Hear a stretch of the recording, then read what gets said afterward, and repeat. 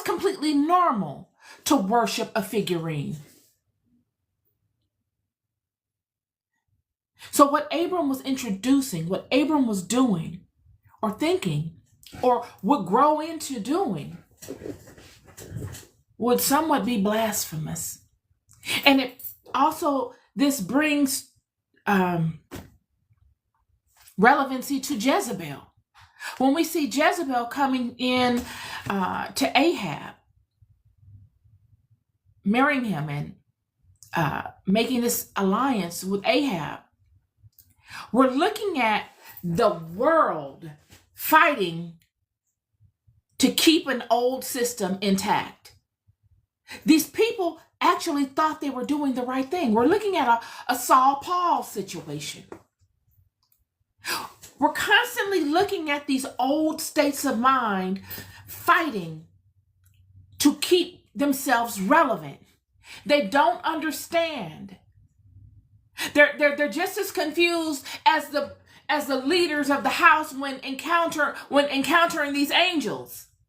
They don't know, is this of God or is this of the enemy?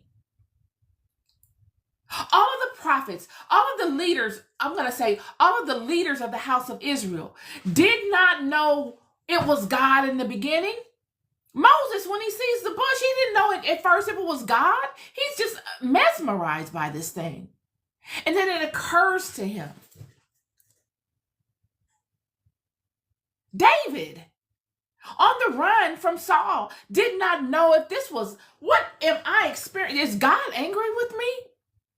Have I been forsaken? Why would God allow this? Joseph, Jacob, every last one of them has this moment. Everybody on this planet, whether the house of Israel or of the Gentile nations, had an experience in encountering God where they questioned, is this God or not? It's a wrestle. The Gentile nations, Jezebel, would wrestle with this question as well. Jezebel is stuck in the old way. This is the way that life was. And now you're coming with this new idea? This is blasphemy. You are blaspheming our system. What are you talking about? God didn't give me the memo of this one God ideology, friend. I don't know what this is. So we're going to fight tooth and nail to keep this old system intact.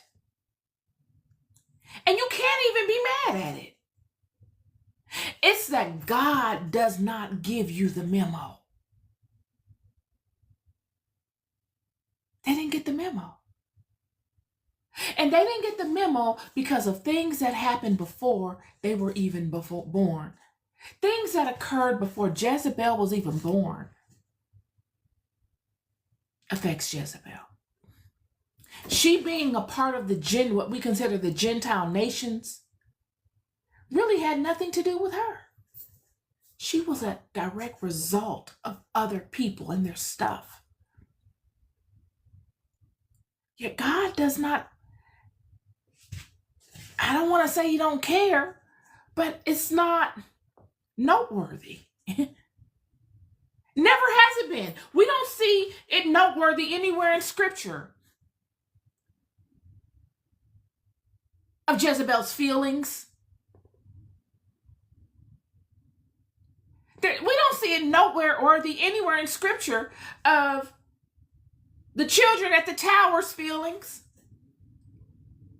It's not noteworthy.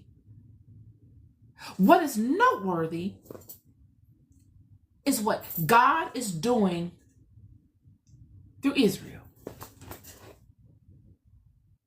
The Bible, the Apocrypha, all of the scriptures that are of the Judaic house are noteworthy to what God is doing to this particular house and how it is viewed, how God views these nations and how these nations view this house.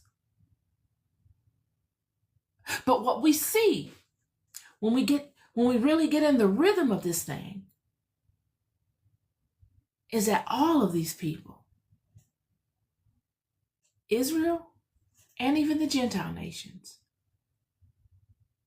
have a experience when introduced to this God of Israel,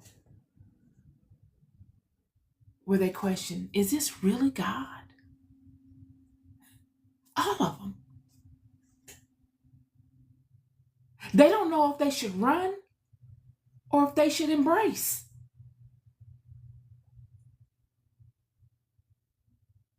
Abram would have these experiences as well. He's looking for God. He can't give God any texture, though. He can't put a name to God for a significant amount of time. He's looking for God amongst the gods of his father's house. And he's saying, this can't be it.